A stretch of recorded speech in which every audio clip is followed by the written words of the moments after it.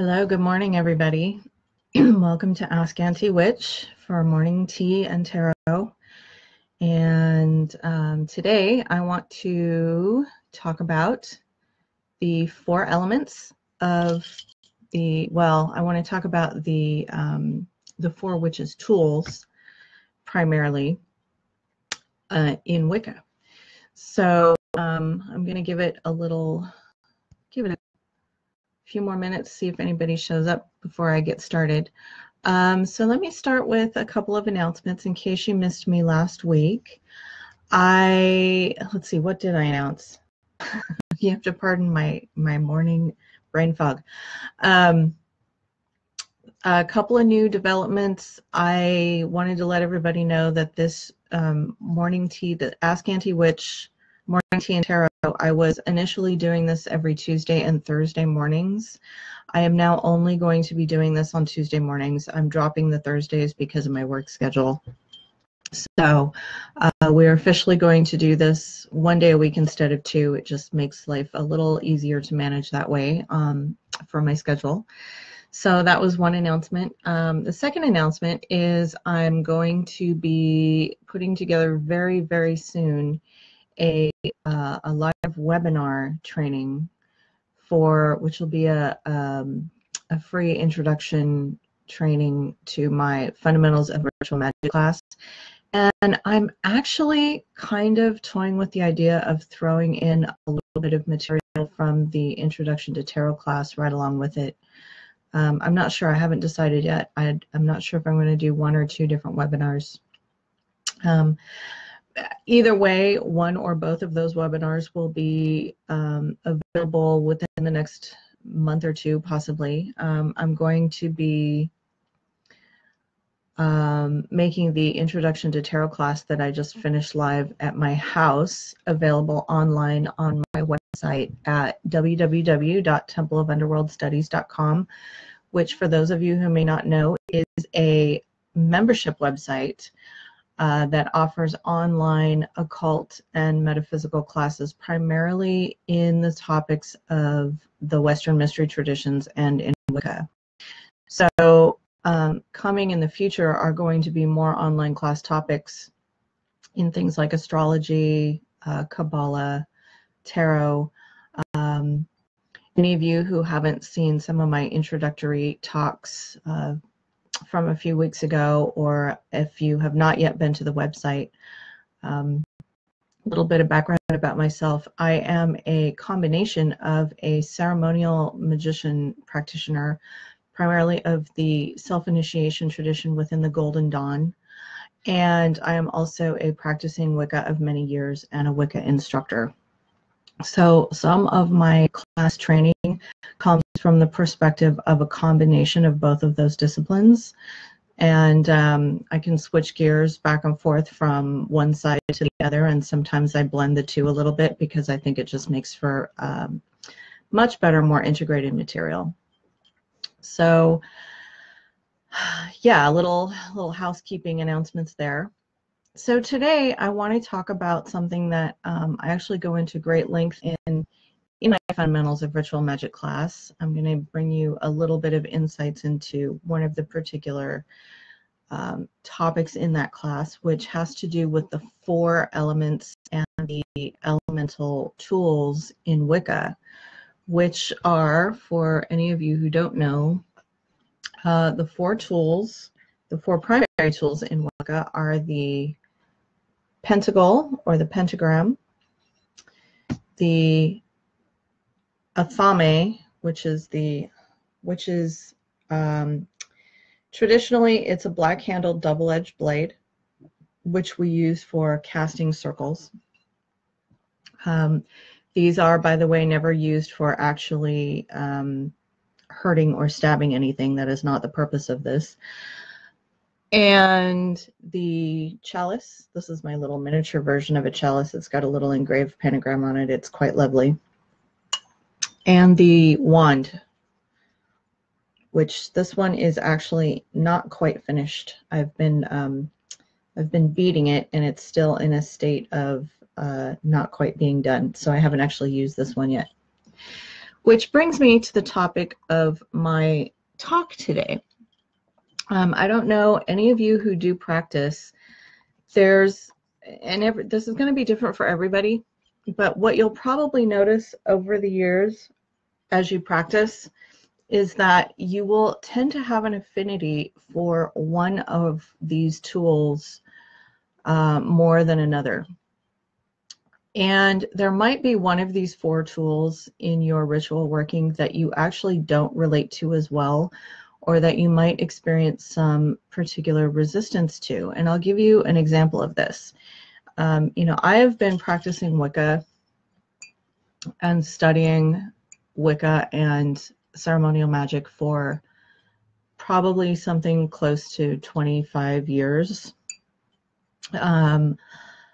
So I've been doing this a long time, and in all of these years, in all of these 25 years, I have never actually had a proper ceremonial wand in my repertoire. I've used wands, and I've had a couple of them.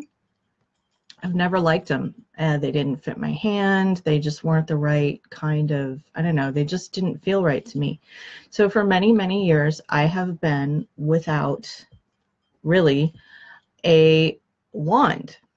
Now, the tools represent the 4 elements. So with the wand, we have the fire elemental. With the chalice, we have the water elemental. With the Athomie, we have the air elemental. And with the pentagram, we have the earth elemental. Now, these 4 elementals are not to be interpreted necessarily in a literal sense. So when we're dealing with the 4 elements in magic, what we're dealing with are the psychological associations that these 4 elements have within the personality type, which would be very similar to what the Jungians would call the intuitive, thinking, feeling, and sensate personalities. It's very, very similar to that kind of analogy. So the point is when you find a particular resistance to a tool, in my case it would have been the wand all of these years, that I just didn't really, first of all, I didn't come across one that I liked. Second of all, I haven't really used it or worked with it a whole lot. Like I said, not that I haven't used wands in ceremony, but there has been resistance to it over the years. And one of the reasons for that is because its psychological counterpart in my own personality makeup has struggled over the years. So when we look at the wand, which is the fire elemental, we're dealing with ideas that relate to your willpower and your ability to have your will be done and so forth. When we look at the chalice, for example, you're looking at your emotional makeup. The earth pentacle is going to represent things like your ability to manipulate your physical resources in your reality, and the Athomie is the air elemental, which is mental and is representative of your thinking and your thought processes. So in my case, my inability to relate to the wand had a lot to do with my ability to really take control of my life and take my power in my own hands because of the history that I grew up in and some of the things that I've been through in my life. I've really struggled a great deal in this particular area, and I have found that struggle manifested itself in a very difficult relationship with one of these elemental tools. So some of you may have had a similar experience in this way if you've been practicing a long time. It would be interesting for you to take an assessment and see if, in fact, in the course of your Wiccan practice, assuming that you have been practicing a while, if you yourself have also had a particular resistance to one of the elemental tools. And I would encourage you to really look at that if you find that to be relevant for you, and to kind of dig a little deeper into your own psychology and into your own personal history, and maybe look at why that resistance or that difficulty with that particular element has taken place in your life. Because understanding why is one of the ways to to begin your integration process and to start to consciously develop a better relationship to that tool. So it's no great secret that in the tradition of Wicca, and actually in ceremonial magic, it's usually considered optimal if you make your own magical tools by hand. You can certainly purchase many of them or find many of them, you know, from commercial sources such as, you know, Llewellyn or occult stores and so forth. Or you can even, sometimes you even come across things in thrift stores every now and then. I actually, one day, I came across a lovely statue of Hecate in our local thrift store. It was like, wow, where did you come from? So you can find stuff like that, but in terms of the actual practice of magic, it's really cool if you can actually make your own. So most of the stuff that I have, my Athomie, I actually inherited from my first Wiccan instructor and my magic teacher. His name was Ambrose. He initially started out as my astrology teacher, and he introduced me to Wicca and to ceremonial magic. And anyway, this Athomie used to belong to him. And when he died, I was his daughter.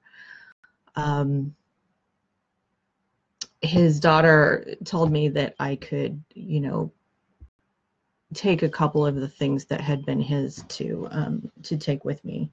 So, and I actually asked his permission if I could have his Athomie, and he gave it to me. So that's a really special item.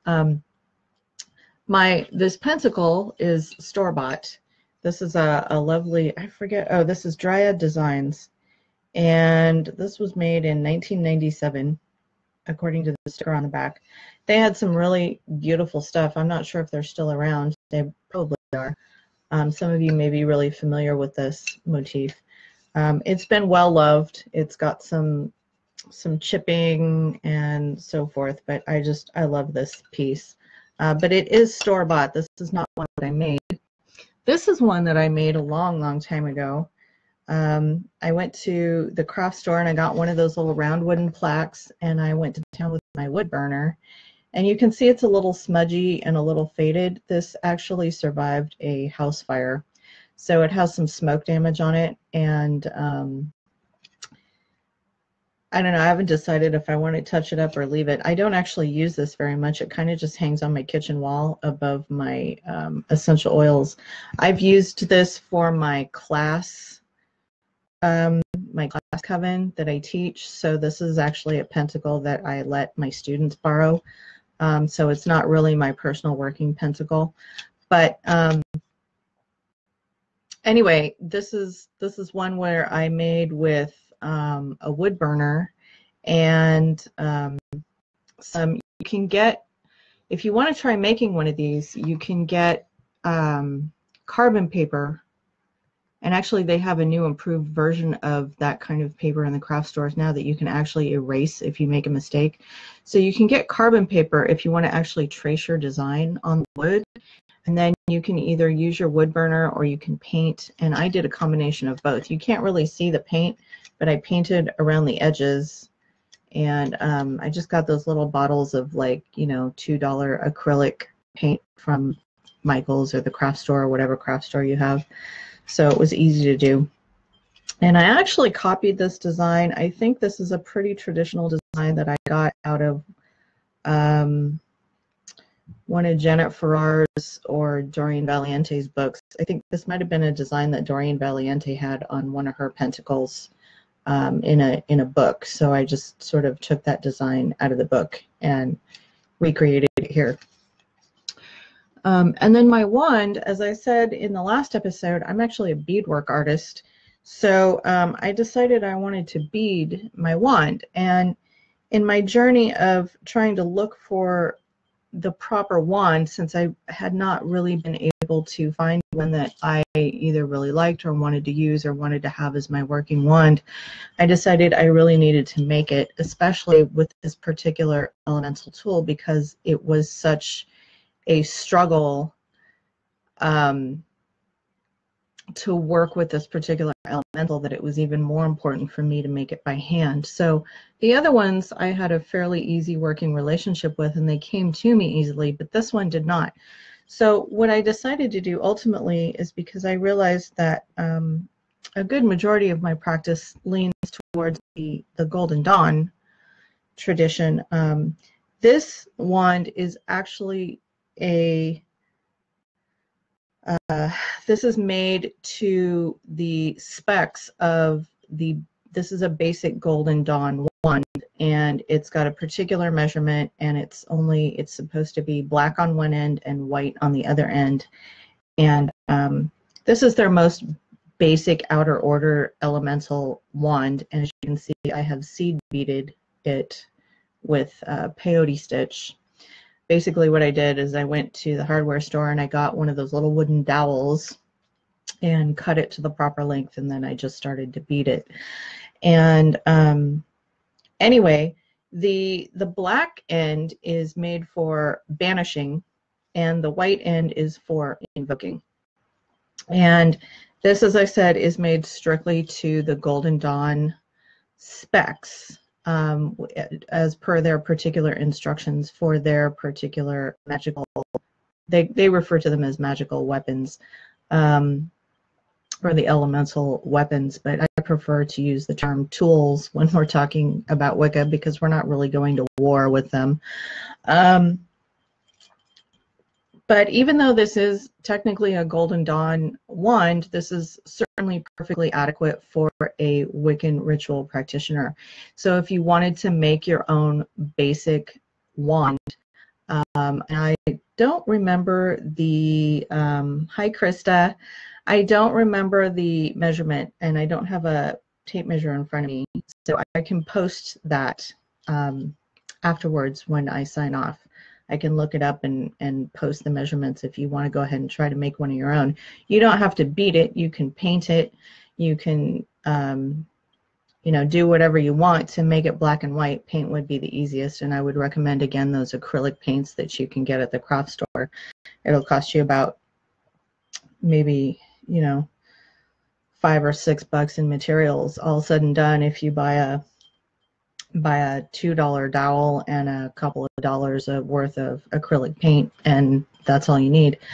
So that's the easiest way to make a handmade wand. And you're certainly welcome to. A lot of Wiccans maybe prefer something that has a little more of a natural touch to it, like you know, a natural tree branch that they might find. Wiccans tend to make very elaborate wands. Some of them have crystals embedded in them. Some of them are all different kinds of colors. Some of them are, you know, gnarled, twisted wood, and really cool looking wands. And you can certainly do that. Like I said, this is a very specific Golden Dawn wand, so it's it doesn't have all of those elaborate embellishments, because this is just specific to their system. It's simple, it's basic, it's easy to make. But you're certainly welcome to use your creativity as a Wiccan practitioner and embellish all you want with your wand. So that is, I wish I had a couple little better examples to show you of some of the other tools. I don't really have. This chalice that I have, this is a lovely little tiny chalice. I found this in an occult store several years ago. And it's got the, you can see it's got the pentagram engraving on it, and then it's silver. It needs to be polished. It's a little, it needs a little love. It hasn't been used for a while. But, you know, there's a lot of really elaborate store-bought chalices that you can find. And if you're at all clever, you can, I suppose you can make your own. They're not going to be as easy to make, but if you are really crafty with woodwork or with pottery or something like that, you can certainly make your own ritual chalice, and that's always highly recommended. You know, anytime you can make your own tools, they're going to absorb your own energy and have your own power built into them much more strongly. So it is encouraged traditionally in the craft. But like I said, there are many, many resources available now where you can certainly find something that you really like. And then if you do find something that's store-bought, you can always take it home and add a little personal touch to it. You know, maybe you want to glue something to it, or, you know, hang something off of it or something, just to kind of make it your own, so it's not totally store-bought, and at least you can sort of simulate the idea of having made it yourself and put a little bit of yourself into it. So there's that. And there's a book I wanted to share with you today, which is especially for anybody who is a solitary Wiccan practitioner. This is a book that I came across, I don't know, how long ago was it? 10, 12 years ago. It's been around for a while. It's called Practical Solitary Magic, and it's written by a woman named Nancy B. Watson. And I will post the Amazon link on the comments section after I sign off also. Nancy Watson is, if I'm not mistaken, a licensed psychologist as well as a practicing Wiccan. And the reason why I'm bringing your attention to this book is because of her background in psychology. And she has a little breakdown in here of the 4 elements and the 4 tools as it relates to the those 4 aspects of your nature. And she breaks it down really simply and really nicely for a beginner even to be able to kind of understand what this stuff is all about. So as a beginning Wicca book, this is an excellent resource, and it's very sound, and it's full of a lot of very useful and practical information to get you started on your ritual path. So I highly recommend this book. It's one of the better ones that I've found for beginning Wicca. And like I said, if you appreciate the crossover to the more psychological aspects of the practice, then this is a really highly recommended. So I wanted to share that with you. And let's see.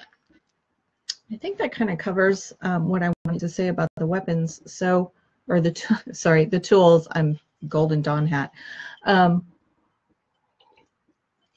The elemental tools. So yeah, it would be, it's really, I encourage you to take a look and see where you relate to these 4 tools in your practice, because the way you relate to them will give you a little more insight into your own psychological makeup and into where certain parts of your personality may be a little underdeveloped or a little overdeveloped. And this is something that I talk about at very great length in the Fundamentals of Ritual Magic class. I have an entire section on the 4 elements, and it's correspondences to not only some of the physiological aspects of them, but the psychological aspects, and the importance of coming into balance with all 4 of these tools in the course of your initiatory experience and your initiatory practice in order to create a more integrated and balanced personality, which is ultimately the goal of the initiatic path of the Western mystery traditions of magic. The reason that we practice this magic in the first place is because we are looking for a means to improve ourselves and work towards, as all spiritual traditions do, a better state of enlightenment. And sometimes that, I think, that particular philosophy, I think sometimes gets lost in the Wiccan community. There tends to be not as much emphasis on that in the practice of Wicca, in my experience. There is a great deal of emphasis on that importance in ceremonial magic. So I would like to sort of remind the Wiccan practitioner that, you know, one of the reasons we practice magic is to improve the quality of our lives. And one of the ways to do that within the context of our ritual project, with our ritual practice, is to excuse me, is to come into balance with these different aspects of ourself to become a more integrated individual. So I talk about that at great length in the Fundamentals of Ritual Magic class, which is available now online at the Temple of Underworld Studies.com. It's open for registration if you're interested. It's a year-long class, and it takes you through a different subject every month, of which this is one of those subjects. So, and the other thing I offer in that particular chapter of the class is your own astrological elemental profile. So anybody who's interested, if they want to look and see a little more specifically where some of their elemental imbalances are, I offer an astrology service for that, where I can actually calculate your horoscope and show you where in your horoscope these elements are either overemphasized or underemphasized in your personal astrological profile, which sometimes makes identifying these things much easier than just trying to guess or trying to figure out on your own. So that's something else I offer in relation to the class. And if you sign up for the class on the website, I offer that particular horoscope at a discounted rate as a bonus. So you can choose either just the class, or you can choose the class price with the astrological horoscope reading. And the only time you're ever going to find that particular horoscope reading discounted is when you initially register for the class. So just wanted to throw that out there. It's available. So yeah, that kind of covers the elemental discussion. We have just a few minutes left before I need to sign off, and I wanted to get to the tarot card that we pulled for the day. Today's card is the Page of Wands. Here we are back to the court cards again. I call them the stalker cards. We've had a lot of court cards over the last few installments of this little show that I do. The Page of Wands actually appeared in its reversed position today. So speaking of wands and speaking of will, the Page of Wands, most of the pages in the tarot deck tend to represent the, well, they represent the earth plane, but they also represent a state of sort of immature development. So this would be representative of a youth or a younger individual who does not maybe have a lot of experience of life. So in its reverse position, this also indicates some possibly some immaturity issues and perhaps some improper use of will, which is interesting since I was talking about my struggle with my elemental wand. So this card represents an individual who needs to come to terms with perhaps growing into a more responsible use of their will and a more responsible use of their ability to handle power wisely. So the challenge for today with this card is to take a look at where maybe you have misused some of your abilities, or maybe you have used any position of power or authority that you have inappropriately. And take a few minutes to be really kind with yourself and just look at the situation objectively. Try not to beat yourself up too much, because usually when we look at that kind of stuff, we tend to have a hard time looking at that kind of stuff, especially if we've, really done something completely inappropriate. It's a little hard to face. So be kind to yourself and just sort of look at the situation objectively. And rather than getting bogged down with any feelings of sort of self-loathing or self-deprecation that you may have in relation to this kind of a challenge, just try to make a promise of yourself not to do it again and move forward from there with a little strategy for some course correction. So that's your challenge for the day. And I'm going to sign off here in a minute or two because it's just about 10 o'clock. I like to keep the show to about a half hour. I've got a client coming for a massage that I need to get ready for here pretty soon. So I got to get going. And I will see you next Tuesday morning for Ask Auntie Witch. Bring your coffee, bring your questions, and I will see you then. And I hope you guys have a really great day. All right. Bye-bye.